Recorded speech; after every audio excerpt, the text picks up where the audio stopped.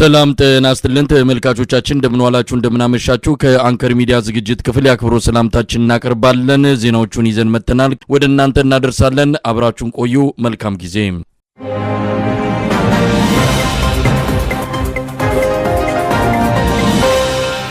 በአማራ ክልል የተጀመረው የህልውና ተጋድሎን መቀጠሉ ታወቀ በጎጃምና በወሎ በበርካታ ቀጠናዎች ከአገዛዙ ጥምር ኃይል ጋር ውጊያዎች መደረጋቸውን ለአንከዲያ በደረሰ መረጃ ላይ ተመልክቷል አራቱም የአማራ ክፍች መጠነ ሰፊ የማጥቃት ዘመቻ የከፈተው የአብይ አህመድ ሰራዊት ክረምቱ ከመግባቱ በፊት የፋኖን ኃይል ለማጥፋት ውሳኔ ላይ መድረሱን ተከትሎ በሰማይ በድሮንና በጦር ጄት በምድር በሜካናይዝድ በታገዘ ኃይል ጥቃት እየፈጸመ ይገኛል የአብይ አህመድ አዲሱ ዘመቻን እየመከተነው ነው በመልሶ ማጥቃት ከፍተኛ ኪሳራ እያደረስንበት እንገኛለን የሚሉት የፋኖ ኃይሎች በትጥቅና ስንቅ በኩል ከፍተኛ አቅርቦት ከአብይ አህመድ ሰራዊት በኩል በምርኮ ማግኘታቸውን ገልጸዋል ከየቀጠናው በደረሰን መረጃ ላይ እንደተመለከተው የአብይ አህመድ አዲሱ እቅድም በከፍተኛ ደረጃ እየተመከተና እየከሸፈ ነው በሌላ በኩል በአማራ ክልል እየተካሄደ ያለው የህልውና ተጋድሎ ተጠናክሮ በቀጠለበት በዚህን ወቅት በጎጃም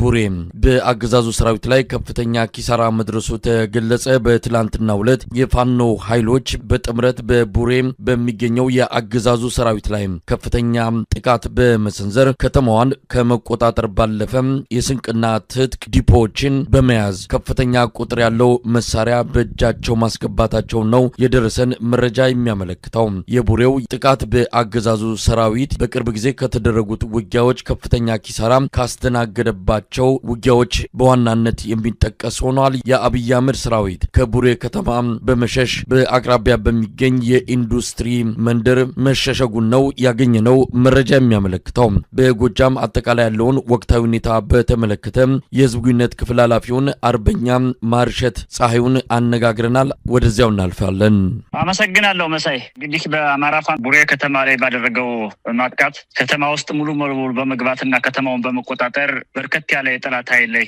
እርምጃ በመውሰድ ፖሊስ ጣቢያዎችን የጠላትን የሎጂስቲክ ማከማቻ የጠላትን የመሳሪያ መካዘን በመቆጣጠር በአጠቃላይ ከአብይ አህመድ እግረኛ ሰራዊትና ስቶር አድርገውት ከነበረው መሳሪያ መካከል 50 የሚሆን ክላሽንኮቭና ቁመጠብቀኝ መሳሪያዎችን በመማረክ በሺዎች የሚቆጠሩ ተተኳሽ በመማረክ ካዘና የሬንኮት የሚባል ወይም የወታደር የዝናብ ልብስ ብስኩት ተተኳሽ በርከት ያለ ሎጂስቲክ ማከማቻውን በመማረክ የተሳካ ኦፕሬሽን በማድረግ ቡሬ ከተማ ለሰዓታት ከተቆጣጠረ በኋላ የበለጠ በህዝባችንና በከተማው ላይ ዳሜጅ ላለማድረስ ሲባል አስፈላጊውን ኦፕሬሽን በመስራት ቡሬ ከተማ ላይ ይህን ተጋድሎ ፈጽመን ወጥተናል አርበኛ ማርሸት ይሄ የቡሬው ተጋድሎ ላይ ያገዛዙ ሰራዊት ከከተማው ወጥቶ መሸሹን አንድ የሆነ የኢንዱስትሪ በፓርክ ውስጥ ተሸሽጎ እንደነበረና እዛም ጥቃት እንደፈጸማችሁበት ነው እንደውም ሰራዊቱ ከከተማው ሸሽቶ ወደ መጨረሻው ምን ሆነ ያው ጦርነቱ እንደተጀመረ ነሐሴ 2015 እና መስከረም ጥቅምት 2016 ዓመተ ምህረት ሲያደርግ የነበረው ነው ዛሬ ቡሬ ከተማ ላይ ያደረገው በከበባ ማጥቃት ነው ሁሉ የሚገባውና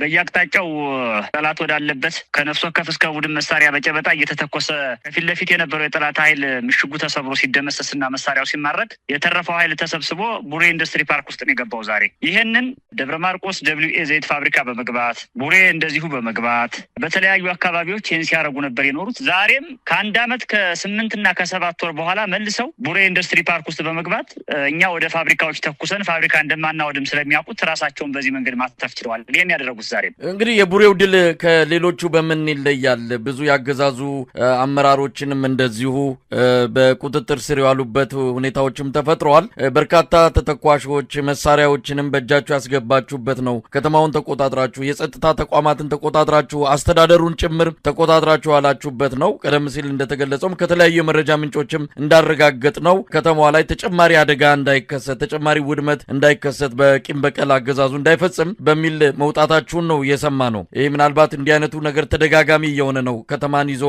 የመልቀቁ ስትራቴጂ መቼ ነው የሚቀየረው የሚለውም በብዙዎች ይጠየቃል ለማንኛውም የቡሬው የተለየ የሚያደርገው ምንድነው የቡሬው እንግዲህ የተለየ ነገር የለውም ማለት የአማራ ፋኖ በጎጃም ባለፉት 2 ዓመታት ሲያደርገው የነበረውን የተደገመው ዛሬ ምናልባት በበርካታ የብልጽግና ሚዲያዎች ያን የደከሙ ለማስመሰል ለማስመሰል እኛ ላይ የሞራልና የኃይል ብልጫ ያላቸው ለማስመሰል ፋኖ ከተማ መግባት አቆመ፣ ጤሻ ለጤሻ እየሮጠ ነው የሚል የተዘበራረቀና ሐሰተኛ ፕሮፓጋንዳ ሲነዙ ነበር የከረሙት። እኛ በማንኛውም ሰዓት የትኛውም ከተማ ገብተን የፈለግነውን አይነት ጥቃት ፈጽመን አመራርና አባል ማርከን መሳሪያ ማርከን ምንፈልገውን ግብ አሳክተን መውጣት እንደምንችል ያሳየንበት ነው ይሄ። ከዚህ ባለፈ በትናንትናው ዕለት በሰባተኛ አዲስ ዓለማየሁ ክፍለ ጦር ዱቤ ላይ ኮርክ በተባለ ከተማ ላይ እንደዚህ ባደረግነው የከበባ ማጥቃት 48 የሚደርስ የጠላት ኃይል ሙት፣ 28 የሚደርስ ከባድ ቁስለኛ፣ 15 ቀላል ቁስለኛ በማድረግ 17 ክላሽንኮቭ መሳሪያና 1300 ተተኳሽ በመማረክ እንደዚሁ ጀብድ ተሰርቷል።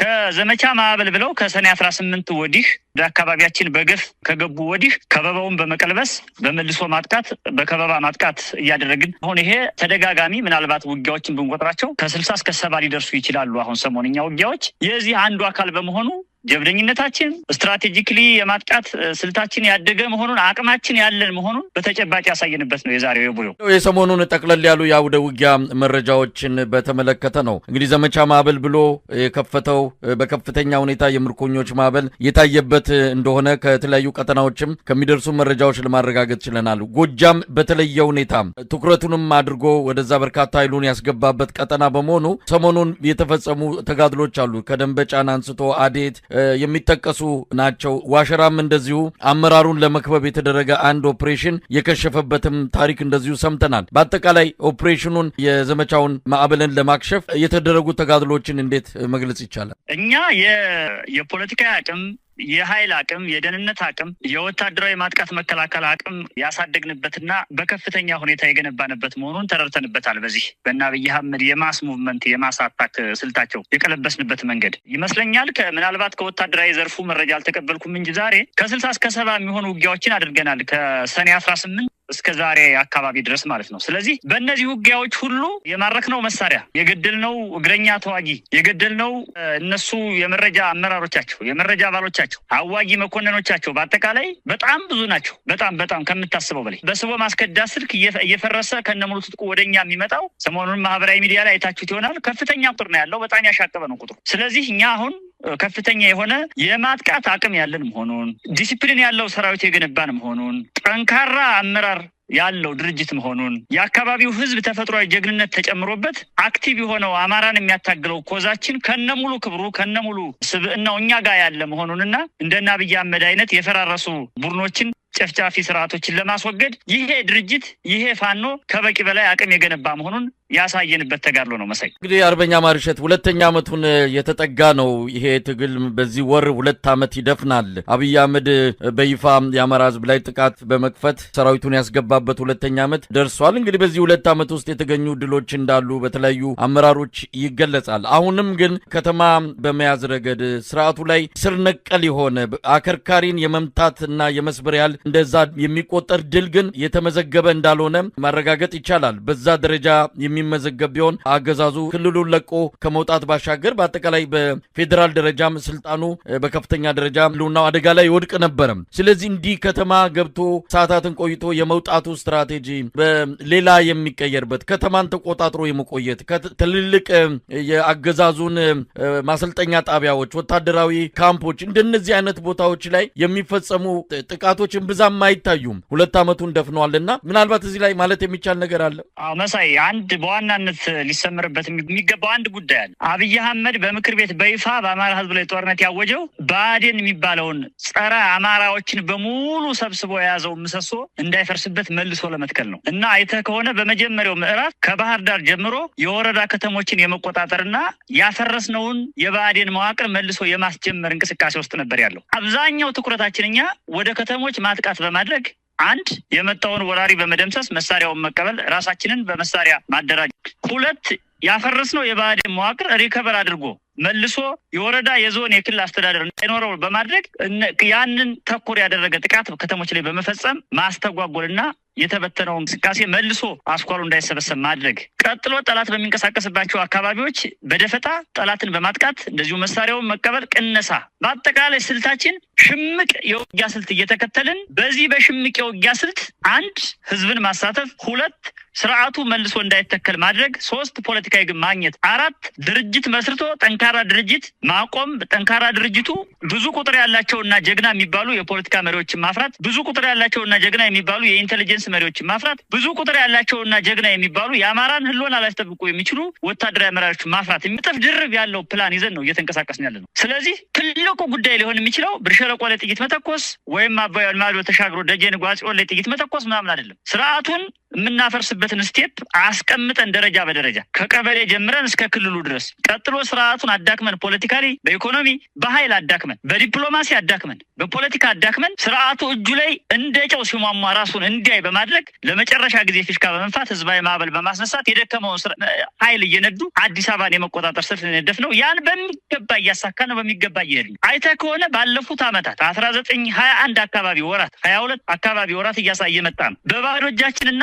አጭር ምንሽርና አብራራዊ ዘኖችን አሁን የታጠቅነውን መካናይዝድ መሳሪያ ጨምረህ አሁን የታጠቅናቸውን መሳሪያዎች ያደራጀውን ነው ሰራዊት ብዛት የፈጠርነው ሊደርሺፕ ያለንን የአመራር አይነትና ብዛት አጠቃላይ ህዝቡን ማኒፌስት የምናደርገው የፖለቲካ ያደገ የፖለቲካ ሀሳብ በጥቅሉ ስታየው ከዜሮ ከአፈር አንስተን ይህን ሁሉ እንዲታይ ቪዚብል እንዲሆን ያደረግናቸውን እያንዳንዳቸውን ነገሮች እንዲመጣ ያደረግነው በከፍተኛ መስዋዕትነት ነው። አንድም ግን መሬት በነካ ስልት መሬት በረገጠ እውነትና ስትራቴጂ መሆኑን ማስገንዘብ ያስፈልጋል። ስለዚህ ትግል የሚያድገው ደረጃ በደረጃ ነው። አንድ በሆነ ተርም ውስጥ ታሳካለህ፣ ሌላውን በዚያኛው ተርም ታሳካለህ። ያ ሲሆን ህዝብ እያነቃህ ነው፣ ሪሶርስ እየሰበሰብክ ነው፣ ጠላትህን እያዳከምክ ነው፣ እየተዋጋህ ነው፣ የጠላትን የፖለቲካ እያስተጓጎልክ ነው። በዚህ መከራ ውስጥ እያለፍን ያለ ነው እና የመጨረሻውን ፊሽካ ነፍተን ብልጽግና ላይመለስ የምንቀብርበትን ቀን ቅርብ እንደምናደርገው እርግጠኛ ነኝ። እኛ ግን በዚህ ባለፉት ወራት ውስጥ ያለነው ከምን ነው ካልከኝ ከአካልና ሻምበል ከማደራጀት ጀምሮ እስከ ክፍለ ጦር መስረታ እስከ ድርጅት መስራታ ድረስ በርካታ አመራሮችን ማፍራት፣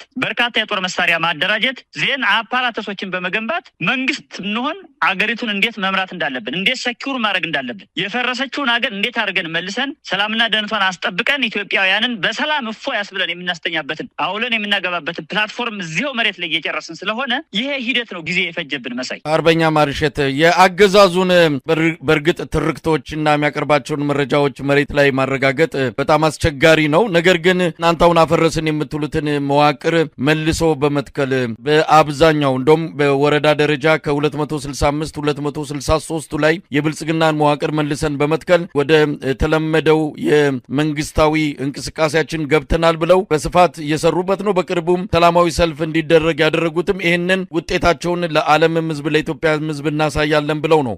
አማራ ክልልን እንደተቆጣጠርናለን አሁንም በእጃችን ነው የሚል መልእክትም ማድረስ ነው። በእናንተ በኩል ግን ብአዴንን አፍርሰናል፣ ብልጽግና መዋቅሩ አማራ ክልል ላይ ፖለቲካዊ ቁመናው ተንኮታክቷል የሚል ነገር ነው የምትነግሩን። እንደው በዚህ ደረጃ ያለው ልዩነት እንዴት ተፈጠረ?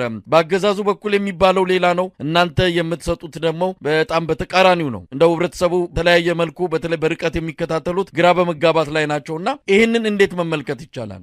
መሳይ እንዴት መሰለህ፣ አንደኛ አሁን እነሱ ፕላስቲክ ፕሮፓጋንዳ ነው የሚሰሩት።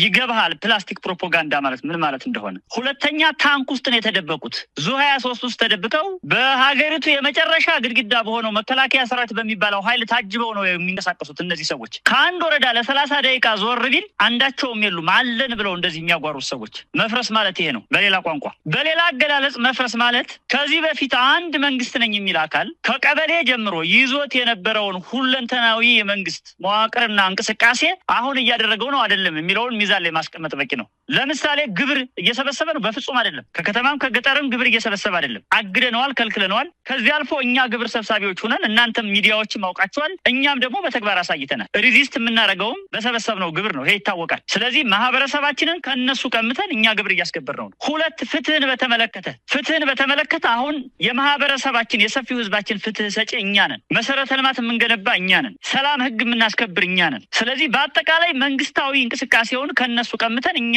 ተቆጣጥረን እኛ ማኔጅ እያደረግነው መሆኑ መታሰብ አለበት። አንድ ሁለተኛ እነሱ ራሳቸውን ችለው በሁለት እግራቸው ቆመው እንደ መንግስት አክት የሚያደርጉ የሚንቀሳቀሱ አቅደው ስራ የሚሰሩ ሳይሆኑ መቼ መጡብኝ ነገ መጡብኝ በሚል ዙ23 እና ታንክ ውስጥ ተደብቀው ያሉ ሰዎች መሆናቸው ሊታወቅ ይገባል።